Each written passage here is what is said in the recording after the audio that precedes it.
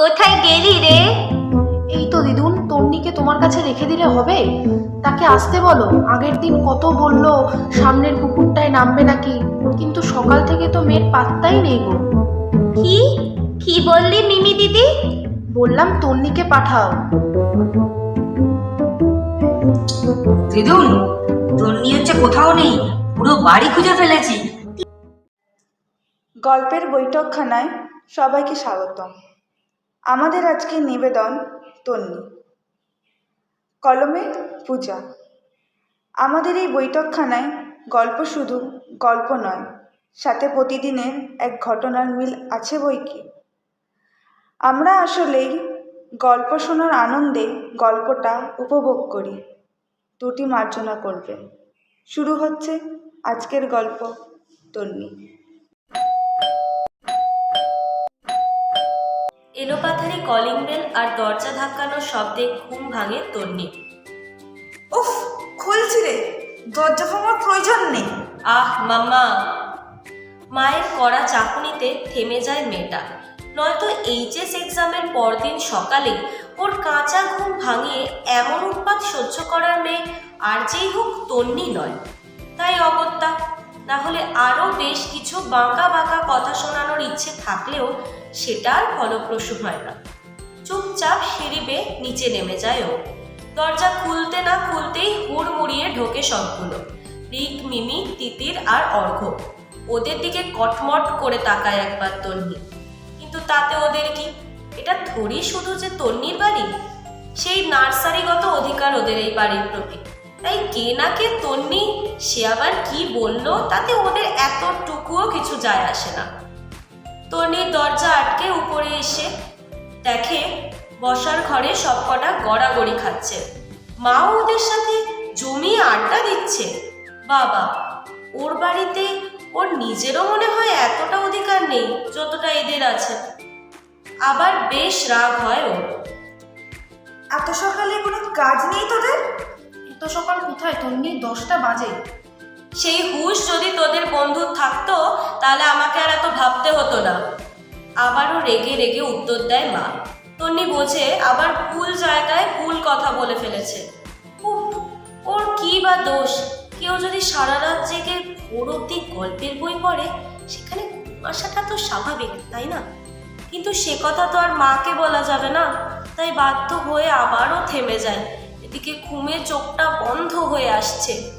মিমি কিছু একটা আঁচ করে ফিসফিস করে বলে, কাল সারা রাত জেগে আবার গল্পের বই পড়েছিস তাই না রে? ধীরে ধীরে মাথা নাড়ায় তন্নি। এত পরে আমাদের মাথা এখনো ঝিমঝিম করছে, তার উপর আবার গল্পের বই। এত গল্প পড়ার নেশা না তোর জন্য কোনো সমস্যা দেখে। কদিন রাত জাগা, পরীক্ষার ধকল, ঘুম তো পাবেই। তিতিরও ফিসফিস করে, কি হয়েছে রে? না না কাকিমা, কিছু না। এসব বাদ দে। আমার একটা হচ্ছে প্রস্তাব আছে। মানে আমাদের তো এখন বেশ অনেক দিনই ছুটি, তাই বলছি কোথাও একটা ঘুরতে গেলে হচ্ছে হয় না, অনেক দিনের জন্য। পরিবেশটা হালকা করার জন্য বলে রিক। এটা তো খুব ভালো প্রস্তাব রে, কিন্তু আমরা যাবোটা হচ্ছে কোথায়? সামনে তো দোল, আমরা শান্তিনিকেতনে যেতে পারি। শান্তিনিকেতন গিয়ে শান্তি ভঙ্গ করাটা কি খুব দরকার? ধন্যি, ও তো ঠিকই বলেছে, তোরা তো খুব শান্ত, তাই শান্তি রক্ষা। ঠিক আছে, থাম। এই অর্ঘ, তুই কিছু হচ্ছে বল না। কিছুই তো হচ্ছে বলছিস না। মুর্শিদাবাদ। কি? হ্যাঁ, হচ্ছে মনে আছে তো? তন্নি একবার বলছিল না ওদের হচ্ছে মুর্শিদাবাদে কে যেন থাকে। আমরা তো সেখানেই যেতে পারি। 2-3 দিন থাকাও হবে, একটা ছোট্ট খাটো একটা অ্যাডভেঞ্চার হবে, নতুন জায়গা। কি তন্নি? আইডিয়াটা খারাপ না, কিন্তু মা কি আমাদের অত দূরে একা একা ছাড়বে? আমাদেরও তো বাড়িতে বলতে হবে। তাহলে আজ আমরা বাড়ি যাই, সবাই চল। মিমির কথা মতো সেদিন সবাই বাড়ি চলে গেছিল। প্রথমে কারোর বাড়িতে রাজি না হলেও ধীরে ধীরে মেনেই নিয়েছিল সবাই। কিন্তু তন্নির মা কিছুতেই রাজি হলো না। এদিকে আমাদের তন্নিও তো তার মায়েরই মেয়ে, বুদ্ধি তারও কিছু কম নয়। মায়ের ডায়েরি থেকে লুকিয়ে মায়ের দিদার নাম্বার বের করে দিদাকে সবটা জানায়। সেই মতো পরদিন মায়ের কাছে দোলের পুজোর নিমন্ত্রণ নিয়ে ফোন আসে ওই বাড়ি থেকে কিছুদিন থাকার জন্য। মা একদিনের জন্য যেতে রাজি হলো, বেশি দিন যে তার পক্ষে থাকা সম্ভব নয় সেটা দিদুনও বুঝতে পেরেছিল। ব্যাস তখনই আসল কথাটা বলেই ফেলে যে সে আর কদিন আছে, নাতনিটাকে দেখতে ইচ্ছে করে, সেও তো আসতে পারে না, কিন্তু মেয়েটার তো এখন স্কুল ছুটি, তাকে পাঠিয়ে দিলে সেও ঘুরে যাক আর এই বুড়ি মানুষটাও ভালো থাকে। কিন্তু একটা সমস্যা, তন্নি খুব ছোটবেলায় এখানে এসে বেশ কয়েকবার থাকলেও এখন আর আসেনি, তাই বড় হয়ে একঘেয়ে লাগবে এটাই স্বাভাবিক। তাই ও যেন ওর কিছু বন্ধুদের নিয়েই চলে আসে, কদিন সবার মজা করেই কাটবে। শেষ পর্যন্ত দোলে পূর্ণিমার 5 দিন আগে গিয়ে ওরা সবাই উপস্থিত হয় তন্নির মায়ের মামা বাড়িতে। যদিও তন্নির মা নিজে গিয়েই সবাইকে পৌঁছে দিয়ে এসেছিলেন, তবু যেন বড্ড অস্থির লাগছিল তার। মেয়েকে একা ফেলে যেতে মন সায় দিচ্ছিল না। মায়ের মন তো, তাই হয়তো প্রথম থেকেই কিছু ইঙ্গিত পাচ্ছিল। মা চলে যাওয়ার পরদিনটা বেশ ভালোই কেটেছিল যে। বেশ কিছু দিনের জন্য মায়ের সমস্ত না থেকে মুক্তি পেয়ে তন্নিও সেই সমস্ত নাগুলোকে হ্যাঁতে নামিয়ে এনেছিল। এটা ছিল 2007 সাল, যখন মুঠোফোনের ব্যবহার এখনের থেকে অনেকটা আলাদা, খুব প্রয়োজনে কথা বলার জন্য ব্যবহৃত হতো। তাও সবার হাতে হাতে নয়, বাড়িতে একটা থেকে বড় জোর 2টো ফোন থাকতো, তবে ল্যান্ডলাইনের ব্যবহার বেশ ভালোই হতো। তাই তখন অবসর সময় কাটানোর জন্য বিশেষ বস্তু হিসেবে ছিল বই, আর সেটা যদি গল্পের বই তাহলে তো উপরি পাওনা। আর আমাদের তন্নির তো সেই ছোটোবেলা থেকেই জিনিসটার প্রতি আকর্ষণ একটু বেশিই বলা যায়। তাই নতুন জায়গায় ঘুরতে আসার আনন্দেই হোক বা বন্ধুদের সাথেই প্রথমবার সারাটা দিন কাটানোর রোমাঞ্চই হোক, সকাল থেকে সন্ধে এই সমস্ত কিছুতে মজে থাকলেও রাতের বেলায়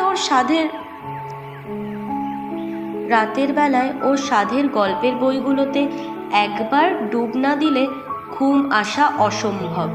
কিন্তু মুশকিল হয়েছিল, মা কিছুতেই ওর সাধের গল্পের বইগুলোর একটাও আনতে দেয়নি। বিরক্ত লাগছিল মেয়েটার। এবার ওর ঘুম আসবে কি করে?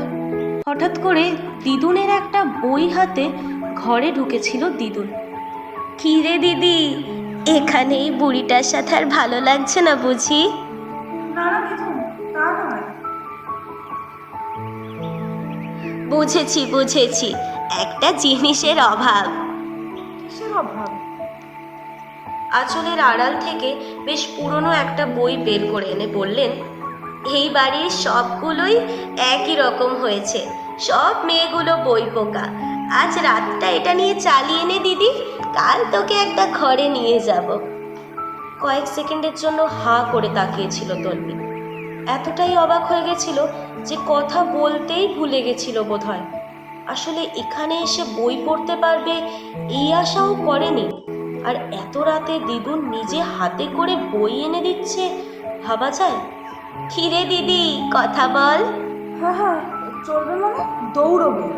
খুশিতে লাফিয়ে উঠে দিদুনকে জড়িয়ে ধরে বলেছিল মেয়েটা। কিন্তু দিদুন কি বলল?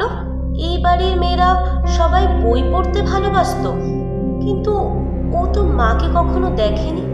বই পড়া তো দূর, এই যে ওর ঘর ভর্তি এত বই, কোনোদিন একটাতে হাতও দিতে দেখেনি। আজকাল ওকেও খুব একটা বেশি বই পড়তে দেয় না। যে বই পড়তে ভালোবাসে সে আবার এমন করতে পারে নাকি ঠিক বুঝতে পারে না ও। কি ভাবছিস অমন করে? না না কিছু না, দাও বইটা। দিদুন চলে যাওয়ার পর দরজা বন্ধ করে পড়তে শুরু করে মেয়েটা।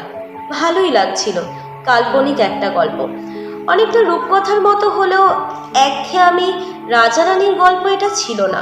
পড়তে পড়তে রাত গভীর হয়েছিল বেশ। খেয়াল হলো যখন বইয়ের শেষ পাতায় শেষ লাইনে এসে পৌঁছেছিল তন্নি, কিন্তু এ কি, গল্প যে শেষ হয়নি, কিন্তু বইটা শেষ হয়ে গেল।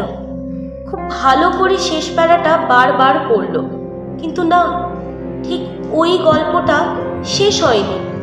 একটু সন্দেহ হতে প্রথম পাতাটা ভালো করে দেখল। গল্পের নাম অন্য আমি, এর নিচে খুব ছোট করে লেখা প্রথম পর্ব। তন্নির কৌতূহল তখন চরমে পৌঁছেছে। বাকিটা তাকে জানতেই হবে। শেষে কি হয়েছিল চারুর সাথে?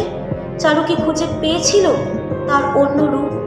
তার সাথে কি দেখা হয়েছিল চারুর? আজ অনেকগুলো দিন কেটে গেছে, তুমি বাড়ি ফেরোনি। আমি তো তোমায় আমার সবটুকু দিয়েছিলাম, মন প্রাণ দিয়ে ভালোবেসেছিলাম, আজও বাসি। আলো আমাদের সন্তান ভৈরব। তুমি বলবে আমায় বাড়ি থেকে মানবে না, কিন্তু আমি তো তোমার হাত ধরে আমাদের সন্তানকে নিয়ে বাড়ি ছাড়তেও রাজি ছিলাম। কিন্তু তোমার এই শক্তি সাধনাই তোমার সব হলো। তুমি মায়ের টানে চলে গেলে, আবার আমাদের বিয়েটুকু অসম্পূর্ণ হয়ে রইল। তবে তোমায় একটা বিষয় জানানোর ছিল। বেশ কিছুদিন ধরে একটা অন্যরকম টান অনুভব করছি। ভেবেছিলাম তুমি ফিরলে তোমায় সামনাসামনি জানাবো। আজকাল তন্ত্র সাধনায় তুমি অনেক নতুন নতুন বিদ্যা আয়ত্ত করেছো। ভেবেছিলাম আমার সাথে কি ঘটছে তুমি তা বুঝতে পারবে, কিন্তু আর সময় নেই। আমার যে এবার যেতেই হবে। আসি। তোমার সাথে এই জন্মে আবার কবে দেখা হবে জানা নেই। ইতি, চারু। দিদি, ও দিদি, কোথায় গেলি রে? এই তো দিদুন, তন্নিকে তোমার কাছে রেখে দিলে হবে? তাকে আসতে বলো। আগের দিন কত বললো সামনের পুকুরটায় নামবে নাকি, কিন্তু সকাল থেকে তো মেয়ের পাত্তাই নেই গো। কি কি বললি মিমি দিদি? বললাম তন্নিকে পাঠাও। দিদুন, তন্নি হচ্ছে কোথাও নেই, পুরো বাড়ি খুঁজে ফেলেছি। দিদির রিপ, তোরা কোথায় গেছিলি? তন্নিকে তো হচ্ছে খুঁজে পাওয়া যাচ্ছে না। দিদির, আচ্ছা স্বর্গ হচ্ছে কোথায়? ও তন্নির খবরটা কি জানে? এই যে আমি।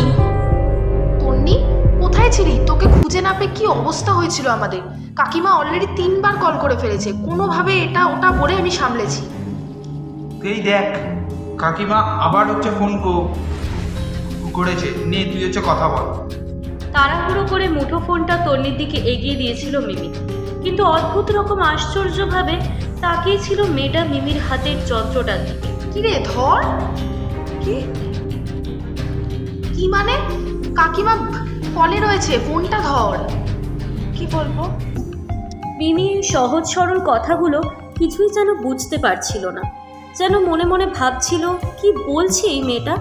চোখে হাজার বিস্ময় নিয়ে দেখছিল ওই ছোট্ট বাক্সের মতো জিনিসটাকে। সরে সরেও আসছিল থেকে থেকে। ওই চৌকো বাক্সটার থেকে কি যেন কথা বলছে, চোখে মুখে ওর ভয় স্পষ্ট। এদিকে ফোনের ওপার থেকে মা অনবরত ডেকেই চলেছে। সে এক অদ্ভুত পরিস্থিতি। অবাক হচ্ছিল প্রত্যেকে।